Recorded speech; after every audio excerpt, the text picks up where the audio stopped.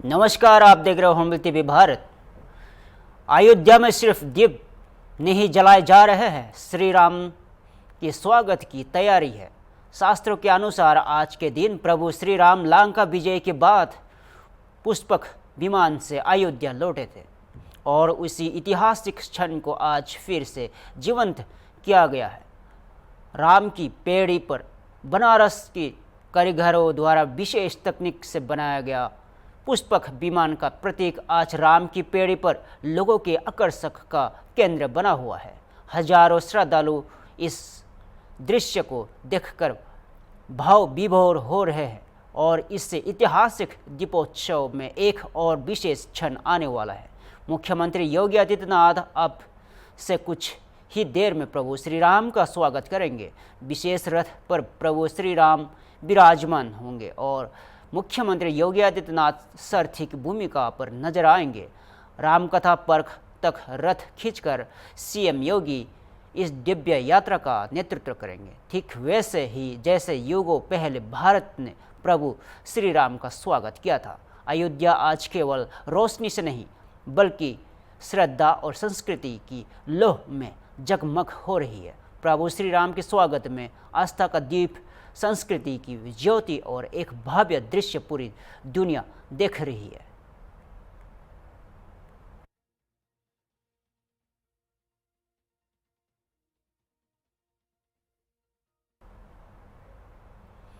रामनगरी अयोध्या एक बार फिर इतिहास रचने को जा रही है। आज अयोध्या में संभावित दीपोत्सव का भव्य आयोजन होगा, जिसमें Guinness book of the world records में एक और की कीर्तिमान जोड़ने की पूरी तैयारी है। इस बार 56 घाटों पर करीब 26 लाख दीपों को एक साथ जलाया जाएगा। साथ ही सरयू घाट पर 2100 वेचार्य एक साथ महाआरती करेंगे। एक अद्भुत, दिव्य और ऐतिहासिक दृश्य के रूप में मुख्यमंत्री योगी आदित्यनाथ खुद महाआरती के दौरान मौजूद रहेंगे और इस आयोजन की साक्षी बनेंगे। पूरे अयोध्या का भव्य और दिव्य सजावट से रोशन किया गया और तैयारियां कोई कसर नहीं छोड़ती गई। और यह दीपोत्सव सिर्फ एक धार्मिक आयोजन नहीं बल्कि सनातन संस्कृति का एक गौरवमय विजय पटाखा है जो पूरी दुनिया के सामने लहराएगा। और ख़ास बात यह है कि इस बार अयोध्या अपने ही रिकॉर्ड्स को तोड़कर गिनीज बुक में एक बार फिर नाम दर्ज कराने जा रही है। तो आइए हम मिलकर इस दिव्य क्षण के गवाह बने, जहां आस्था, संस्कृति और विश्व कीर्तिमान एक साथ मिलकर इतिहास रचने को तैयार है।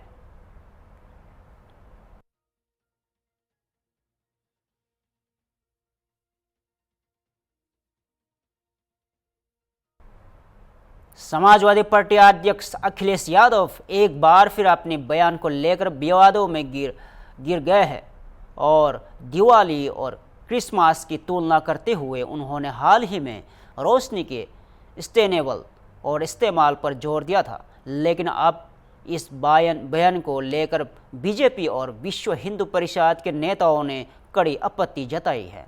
बीजेपी सांसद जगदम्बिका पाल ने अखिलेश यादव के बयान को सनातन धर्म और हिंदू आस्था पर सीधा हमला बताया है। उन्होंने कहा है कि जब पूरी दुनिया अयोध्या में दीपोत्सव को देख रही है, ऐसे समय में इस तरह की टिप्पणी करोड़ों लोगों की भावनाओं को आहत करती है। वही बीएचपी नेता विनोद बंसल ने भी अखिलेश यादव पर हिंदू त्योहारों का अपमान करने का आरोप लगाया है और कहा है कि यह सिर्फ राजनीति नहीं बल्कि सनातन संस्कृति का अपमान है। गौरतलब है कि अखिलेश यादव का यह बयान उत्तर प्रदेश सरकार द्वारा अयोध्या के सरयू किनारे 26 लाख दीप जलाकर गिनीज वर्ल्ड रिकॉर्ड बनाने की कोशिश के बाद आया था। अब देखना होगा कि अखिलेश यादव इस पर क्या सफाई देते हैं या विपक्ष इससे और कितना बड़ा मुद्दा बनाता है। रहे मोमबत्ती और दिए पर फिजूल खर्चे मत करें और क्रिसमस से सीखें, इसको लेके क्या कहेंगे सर? अब अखिलेश यादव को ये ज्ञान नहीं है कि दीपावली का पर्व कैसे शुरू हुआ। जब भगवान प्रभु श्री राम लंका पे रावण का वध करके पुष्पक विमान से लौटे थे, उस समय अयोध्या में त्रेता युग में घर घर उनके स्वागत के लिए दीपावली किया गया था। सब ने अपने घरों पे दिया जलाया था और पूरे अयोध्या में भगवान श्री राम का सम्मान और स्वागत हुआ था। आज उसी परंपरा में प्रभु श्री राम के आज पूरे देश में, पूरी दुनिया में दिवाली मनाई जा रही है। आज कल अभी अयोध्या में 28 लाख दिया जो गिनीज बुक ऑफ वर्ल्ड में, ये देश के प्रभु श्री राम से, लोगों के सनातन से, आस्था से जुड़ा हुआ प्रश्न है। हिंदू होकर के अखिलेश यादव अगर जिस तरह से दिया के बारे में उन्होंने बयान दिया, एक तरह से अयोध्या का अपमान किया है। प्रभु श्री राम और सनातन के उस सम्मान की परंपरा में हम अपनी पुरानी परंपराओं को किसी न किसी प्रासंगिकता के साथ मानते हैं और वो क्रिसमस का से सीख लेने की बात कर रहे हैं। तो अगर उनको ये नहीं फर्क है कि क्रिश्चियन का अपना एक धर्म है, वो अपने करते हैं, हिंदू का अपना धर्म है, दूसरे मजहबों का अपना धर्म है, और इस धर्म की भावनाओं पे, ये पूरे देश की भावनाओं का पे ठेस पहुंचाने का काम किया है। हमारी सनातन धर्म पे मानने वाले लोगों की आस्था पे कुठारा डालते हैं। लेकिन अभी हम बहुत जोर शोर से दीपोत्सव मना। देखिए, सबसे पहले तो आपके सभी सुधी दर्शकों को और जो चैनल हैं और जो देश और दुनिया के राम भक्त हैं, उन सबको दीपोत्सव की हार्दिक शुभकामनाएं। हमें बड़ी खुशी है कि आज अयोध्या के अंदर वापस ऐसा एक माहौल, एक वातावरण बना है जहां लगता है कि वाकई ये राम जी की अयोध्या है। जिस अयोध्या में अंधेरा रहता था, उस अंधेरी रात को जगमग करने के लिए पूजनीय योगी जी ने जो जिस तरह से पिछले कुछ वर्षों से प्रयास किए हैं, माननीय सर्वोच्च न्यायालय के निर्णय और माननीय प्रधानमंत्री के द्वारा निर्धारित समय से पूर्व वो उनका श्री गणेश करना, भव्य दिव्य बनना, इसमें समर्पण भाव से जितने लोग लगे, तो उन सबको मैं नमन करता हूं, उनको साधुवाद देता हूं। साथ ही साथ देखिए, जिस प्रकार से आज पूजनीय योगी जी ने बातें कही, वो वास्तव में बार बार जो है हमें एक स्मरण करने वाली बात है कि किस प्रकार से इस अयोध्या की जो छटा है, इस अयोध्या की अनुपम आभा है, उसको देखने के लिए कितनी कुर्बानियां, कितने संघर्ष और कितनी यातनाएं हिंदू समाज को झेलनी पड़ी। और वो बाहर वालों से नहीं, दुर्भाग्य इस देश का है कि हमारे ही देश के कुछ राजनीतिक दलों ने और राजनेताओं ने हमारे ऊपर गोलियां चलाई। हमारे देश के राजनीतिक दलों ने हमारे रामचरितमानस को फाड़ करके और उस पर कीचड़ उछालने की कोशिश करी। हमारे कुछ राजनेताओं ने माननीय सर्वोच्च न्यायालय में जाकर के वकीलों की फौज खड़ी करके ये प्रयास किया कि ये मुद्दा कभी सुलझे ही नहीं। यहाँ तक कि माननीय सर्वोच्च न्यायालय के मुख्य न्यायाधीश पर महाभियोग तक लगाने की कोशिश की गई। और आप देखिए कि लेकिन प्रभु दयालु है और चूंकि काम राम का है, तो इसलिए स्वयं उन्होंने करवा लिया। लेकिन आज भी जिस तरह से जो दीपोत्सव पर लोगों के दिल जल रहे हैं, दिए की बाती हम जला रहे हैं, वहां लोगों के दिल जल रहे हैं। लोगों को ऐसा फील हो रहा है कि जैसे कैसे हो रहा है ऐसा। और दीपावली की तुलना आज क्रिसमस से कर रहे हैं, जो 2 महीने बाद आएगी। भारत का त्योहार नहीं है। भारत के त्योहार पर बधाई और शुभकामनाएं देने की बात, और वो वेटिकन और पोप के एजेंट बन के भारत में काम कर रहे हैं, इसका बड़ा दुख होता है। दुख इस बात का भी होता है कि आखिरकार जो लोग अपने आप को यदुवंशी कहते हैं और गौ माता को पालने की बात करते हैं, वो आज गौ हत्यारों के साथ खड़े होते हैं। ये बड़ा बिहार के विधानसभा चुनाव से पहले सियासी सरगर्मी तेज हो गई है। बिहार कांग्रेस अध्यक्ष राजेश राम ने आज कटुम्बा विधानसभा सीट से अपना नामांकन दाखिल किया है। नामांकन के बाद मीडिया से बात करते हुए राजेश राम ने कहा कि यह उनका तीसरा कार्यकाल होगा और वे एक बार फिर विकास के एजेंडे के साथ चुनाव मैदान में है। और उन्होंने भरोसा जताया है कि कांग्रेस जनता की समस्याओं को समझती है और उसका समाधान ही उनकी प्राथमिकता है। राजेश राम ने कहा है कि कांग्रेस इस चुनाव में पूरी ताकत से उतरेगी और वहां पूरे राज्य के कैंपेन करेंगे। उन्होंने दावा किया है कि जनता का उन्हें पूरा समर्थन मिलेगा। बिहार के आगामी चुनाव को लेकर कांग्रेस का अभियान शुरू हो चुका है। अब देखना होगा कि ये राजेश राम अपनी सीट के साथ साथ पार्टी के प्रदर्शन को भी कितना मजबूत कर पाते हैं। तो दीपावली और धनतेरस की हार्दिक शुभकामनाएं आप सभी को, आपके चैनल को और तमाम हमारे विधानसभा कुटुंबा के तमाम साथियों को, वर्करों को। और आज मैं 10 बजे नॉमिनेशन करने जा रहे हैं और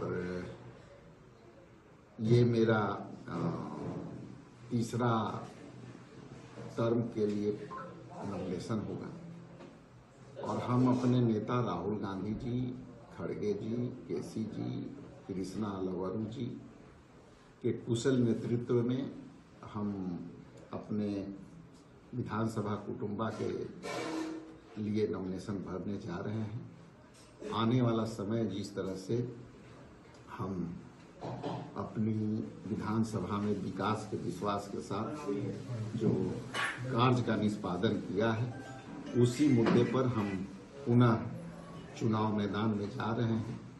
हमारा एकमात्र एजेंडा है कि विकास में विश्वास की गति देने के लिए हम तेजी से काम किए हैं अपने क्षेत्र में। हमारा मुद्दा विकास का विश्वास और बिहार में जनहित के मुद्दा बेरोजगारी, पलायन और लॉ एंड ऑर्डर, ये सारे मुद्दों पर हम मैदान में उतरेंगे और पूरे बिहार में, कुटुंबा के अलावा पूरे बिहार में हम कैंपेनिंग भी करेंगे, लोगों के मदद भी करेंगे और हम आने वाला समय में हम चारों तरफ पूरी तैयारी करके अपना कैंपेनिंग को निष्पादित करेंगे। छत्तीसगढ़ के पूर्व मुख्यमंत्री और कांग्रेस नेता भूपेश बघेल ने राज्य सरकार पर गंभीर आरोप लगाया है। बघेल का कहना है कि उन्हें अपने बेटे से जेल में मिलने की अनुमति नहीं दी जा रही है। भूपेश बघेल ने दावा किया है कि त्योहारों के मौके पर जैसे ईद, दिवाली और होली आमतौर पर कैदियों को परिवार से मिलने की इजाज़त दी जाती है, लेकिन इस बार नियमों को दरकिनार कर उन्हें अपने बेटे की मिलने से रोक दिया गया है। उन्होंने इससे न सिर्फ दुर्भाग्यपूर्ण बताया बल्कि कहा है कि यह एक बहुत ही घटिया हरकत है।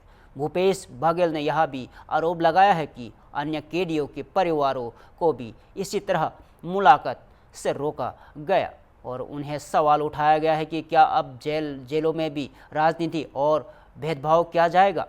छत्तीसगढ़ में यह मामला अब राजनीतिक तूल पकड़ता जा रहा है। कांग्रेस इससे मानवाधिकार का उल्लंघन बता रही है। वही प्रशासन की ओर से अब तक कोई आधिकारिक प्रतिक्रिया सामने नहीं आई है। पास है मेरे बेटा जेल में और जेलों में भी त्योहार में चाहे रक्षाबंधन हो, चाहे ईद हो, दीपावली हो, सब में रिश्तेदारों को मिलने दिया जाता है। छत्तीसगढ़ में आज मेरा बेटा भी जेल में है, लेकिन मुझसे या मेरे परिवार वालों को मिलने नहीं दे रहे हैं। मुझे पर नहीं मिलने दे रहे हैं तो ठीक है, लेकिन और दूसरे लोग भी बंदी हैं, उसके परिवार वालों को रोक दिया गया है। तो ईद में आप मिलने दे रहे हैं, दीपावली में मिलने नहीं दे रहे हैं आप। इतना नीचे स्तर पे जाके आप घटिया, इस तरह घटिया स्तर है। त्योहारों में सभी कैदियों को जेल में मिलने का उसके रिश्तेदार जाके मिलते, छत्तीसगढ़ में रोक दिया गया है। तो बहुत दुर्भाग्यजनक है। दुनिया तो किसी दिन होंगे, लेकिन सभी को रोक देना इसको अलग बात। 20 साल पहले भाई योगी जी के शासन काल में पिताजी ने भी इसी प्रकार से गिरफ्तार कर लिए थे। उन्होंने उत्तर लिखी थी, उसके आधार पर उसे गिरफ्तार कर लिए थे और जेल में हम लोग दीपावली में, क्योंकि परिवार पूरा इकट्ठा होता, सब परिवार इकट्ठा, दूर दूर रहते हैं, वो भी आते हैं।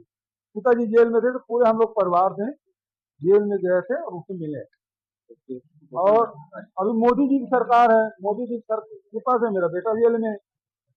आपने कई बार बोला है कि मैंने मुद्दे उठाए वजह से अरे अडानी पेड़ काटने गए, पेड़ काटा, जिसके विरोध करने हम 2 दर्जन विधायक गए थे वहां कन्नार में, और उसके बाद से कार्रवाई हुई। तो अडानी के विरोध करने के कारण से मेरा बेटा जेल में है, और कोई उसका कारण है ही नहीं है गिरफ्तार करना। अब गिरफ्तार कर लिए तो कर लिए उसको, क्योंकि उसकी धारा लगी है, उसमें आपको बेल मिल सकता नहीं है ना, लगता है उसमें महीने। लेकिन त्योहार में, होली में, दीपावली में, रक्षाबंधन में सब जाति परिवार को वही मिलते हैं जेल में। तो पहली बार ऐसा हो रहा है कि सरकार जेल में भी मिलने नहीं दे रही, मोदी सरकार। प्रधानमंत्री नरेंद्र मोदी ने इस बार भी अपनी परंपरा को निभाया है और देश के जवानों के साथ दिवाली का पर्व मनाया। इस बार उनका ठिकाना था और गोवा और करवार के तट पर तैनात INS विक्रांत, यानी देश का पहला स्वदेशी एयरक्राफ्ट कैरियर। प्रधानमंत्री ने नौसेना के बहादुर सैनिकों के साथ दिवाली मनाई, उनके साथ बातचीत की और त्यौहार की शुभकामनाएं दी। उन्होंने इसे यादगार रात बताया और कहा कि एक तरफ से पास विशाल समंदर है और दूसरी तरफ भारत माता के बहादुर सैनिकों की ताकत है। प्रधानमंत्री ने INS विक्रांत को आत्मनिर्भर भारत का प्रतीक बताते हुए कहा है कि यह भारत की मेहनत, टैलेंट और टेक्नोलॉजी की ताकत का उदाहरण है।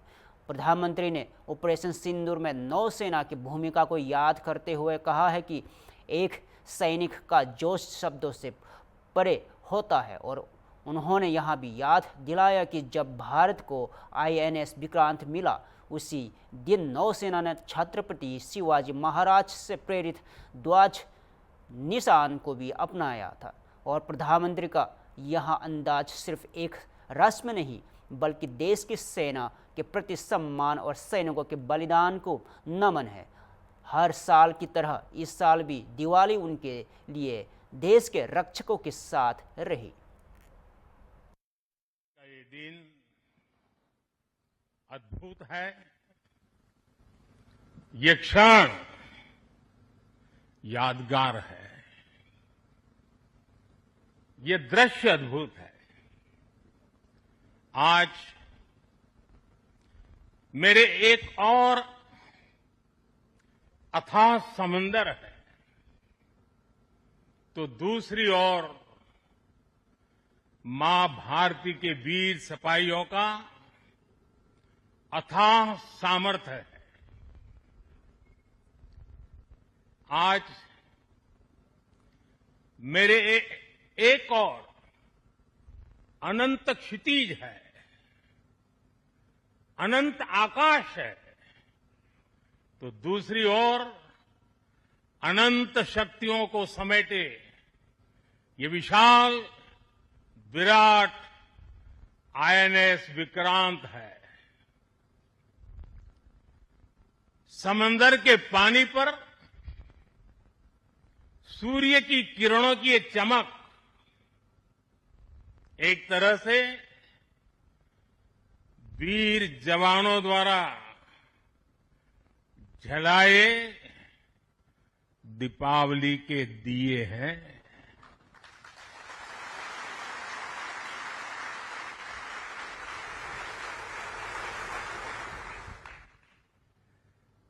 ये हमारी अलौकिक दीपमालाएं हैं। मेरा सौभाग्य है कि इस बार मैं नौसेना के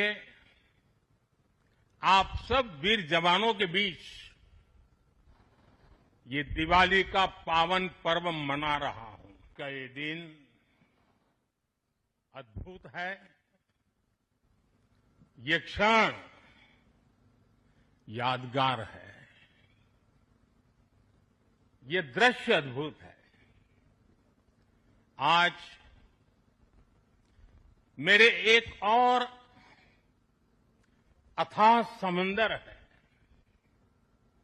तो दूसरी ओर मां भारती के वीर सिपाहियों का अथाह सामर्थ्य है। आज मेरे एक और अनंत क्षितिज है,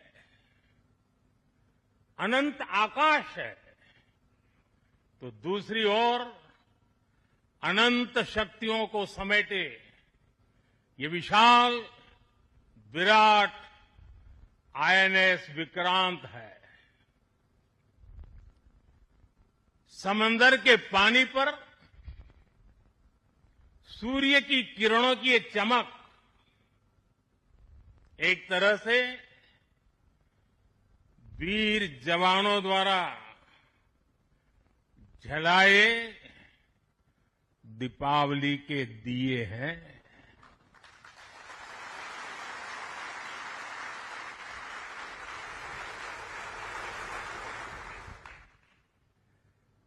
ये हमारी अलौकिक दीपमालाएं हैं। मेरा सौभाग्य है कि इस बार मैं नौसेना के आप सब वीर जवानों के बीच ये दिवाली का पावन पर्व मना रहा हूं। साथियों, आईएनएस विक्रांत पर बिताई कल की रात इस अनुभव को शब्दों में कहना कठिन है। मैं देख रहा था जो उमंग उत्साह से आप भरे हुए थे, और जब मैंने देखा कि आपने स्वरचित गीत गाए कल, और शायद आपने गीतों में जिस प्रकार से ऑपरेशन सिंदूर का वर्णन किया, शायद को कभी इस अनुभूति को प्रकट नहीं कर पाएगा जो युद्ध के मैदान में खड़ा जवान कर पाता है।